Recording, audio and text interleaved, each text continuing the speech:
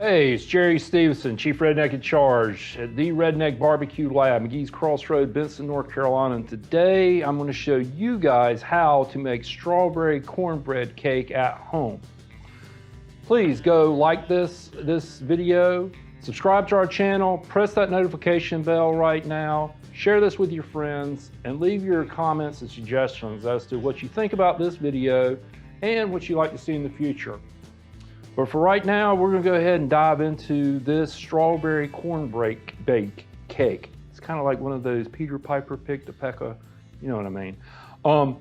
Anyway, this is one of the things we had talked about before. If you've ever seen our cornbread video previously on our channel here, you know we've showed you guys how to make it in not only a cast iron skillet, but in a pan like we do at the lab. And also we showed you guys take on the cornbread that I make at home a lot with that jalapeno bacon recipe, cheddar bacon recipe, really good. One of those things you hadn't seen it, you may want to go up there, click on our YouTube channel and check out some of those videos as to what we've done in the past. And now I'm going to show you guys a different take or riff on this. It's how you can make this cornbread into the dessert. Back a long time ago, like basically my grandfather's days, great-grandfather's days, cornbread was a staple in North Carolina. It was made in the morning a lot of time.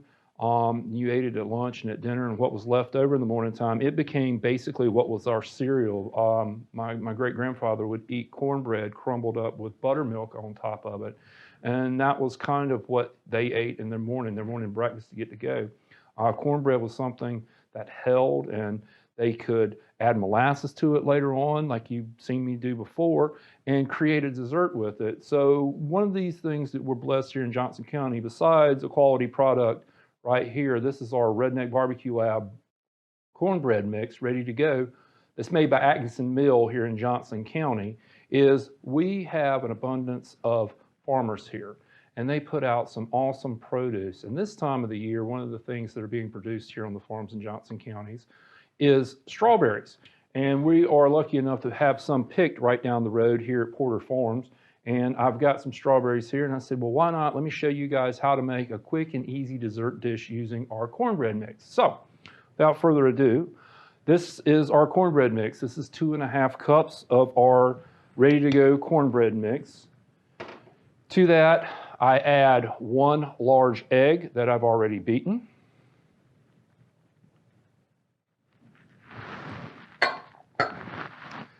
I add basically a pat of pat of margarine here. Mayonnaise wouldn't be good.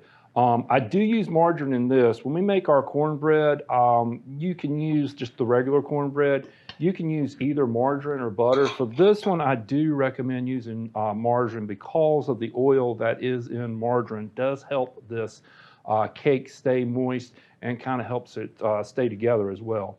And then finally, we want to add 8 ounces of water to this. Now, you want to go ahead and just kind of incorporate this together. It's not necessarily to beat this in a mixer. You can just do this by hand using a spatula. You don't need to use a whisk. We're just basically trying to get the wet and the dry ingredients together. If you watch my videos, you know our take on this. One of our secrets to making the cornbread at home, just like we do at the lab. The secret to our cornbread, I think, it's our methodology is we like to let the cornbread rest, mix that is, just to kind of autolyze and let the wet and the dry ingredients come together naturally, forcing them together. And that's to kind of keep this kind of light and airy. Now, if we were making a regular cornbread mixture, this is ready to go into a greased pan. Make sure it's greased to a greased pan and then put into an oven to cook upwards of 17 minutes. I don't know the ovens you guys have at home. I have these big Blodgett ovens in our restaurant, and we can cook cornbread in 10 minutes, whereas at home it takes me sometimes almost 20. So this will be our normal cornbread mixture, but what we do to make our cornbread cake is we're going to put a cup of these strawberries, Johnson County Porter Farm strawberries that I've had that I've just lightly chopped together. we're going to fold in a cup of these into this batter, and just to get things kind of stirred up a bit. Man, I love strawberries. My Uncle Wade Stevenson had a farm down on the Neuse, just outside of Four Oaks, Smithfield area. And we used to come up, my grandfather used to bring me up from the coast, and we would come up here and we would pick strawberries. And I used to just remember going out in that field, and there was just these rows and rows and rows of these strawberries, and plump and juicy. And these remind me of Uncle Wade strawberries. Like I said, these are really quality product that we're blessed to be able to get here local. You know, we have fields where we can pick them. They pick them for us. Heck, you probably call them and they bring them to your house right now. But anyway, I want to take this batter now that we got it, and I love cooking in cast iron. Cast iron is something that was passed on from my mom to me. I believe cast iron makes a really great cornbread product, really bread anything. So let's go ahead. This is a greased cast iron skillet. Let's go ahead and put that cornbread mixture in there.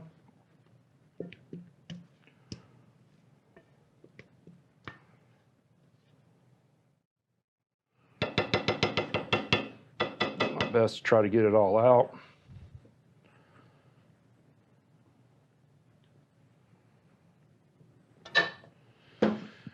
And then what I want to do with this cornbread mixture is I want to let it rest. Typically we'll let it rest at the lab anywhere from 20 to 30 minutes and let it kind of do its thing. And then once that's done, we're going to pop it into a 450 degree oven. Like I said, it's depending on your oven and how it works. And we're going to cook this until we can insert a toothpick or some kind of probe into this and pull it out without any batter clinging to it. Once this is done, we're going to pull it out and allow it to cool on the stove top for a bit, and then hopefully be ready to eat. So let's let this rest for about 20 or 30 minutes. Then we're going to throw it into that oven, and hopefully we'll have a product for you guys to see here in a little bit. Well, folks, our strawberry cornbread cake is done. Just want to tell you that it did take a little bit longer than anticipated, most likely because of that cup of chopped up strawberries that we added to it. This took about 25 minutes to cook in that cast iron skillet. You can tell it's a little bit taller than our normal cornbread mix, but we're about to find out it was well worth it. But first, let's just kind of recap. We made our original cornbread recipe mix that you guys can find here at the redneckbbqlab.com. Find our sauces at one of our retailers and at some of our retailers that do mailing as well. We made our batch of cornbread just like we would if we were making it at the lab. And then we added a cup of those chopped up strawberries to it into that cast iron skillet and baked it. Like I said, it took about 25 minutes. We had to let this cool. It took a while longer to cool than normal. That was one of the things that I found out with this today. But once it had cooled, we got us a slice here, and we've been sitting here admiring this. And now it's time to see, you know, just how we did. So without further ado, I'm going to tuck right into this piece of cornbread that we have created here today.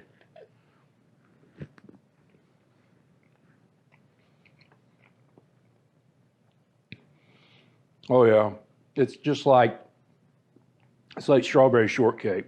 If you can just imagine that same strawberry shortcake that your mother made for you at home, making that yellow cake, and then she'd take those strawberries and macerate them up, put a little sugar in them, and let them sit, and then she'd make that whipping cream, you know, and whip it up for you, and then put it all together and give it to you after you had a big Sunday meal. That is what this is. And normally I just take one bite, but today we're going to have to take two of this.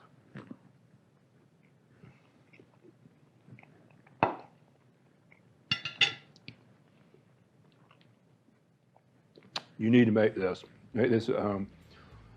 Surprise your family, surprise your friends, surprise anybody, or just make it for yourself. Once again, I'm Jerry Stevenson, Chief Redneck in Charge at the Redneck BBQ Lab, Benson, North Carolina.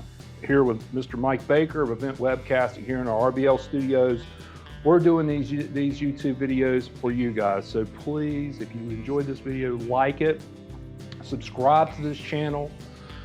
Click that bell for the notifications so you know when other videos like this one comes on. And share this with your friends. Tell them what you thought about it.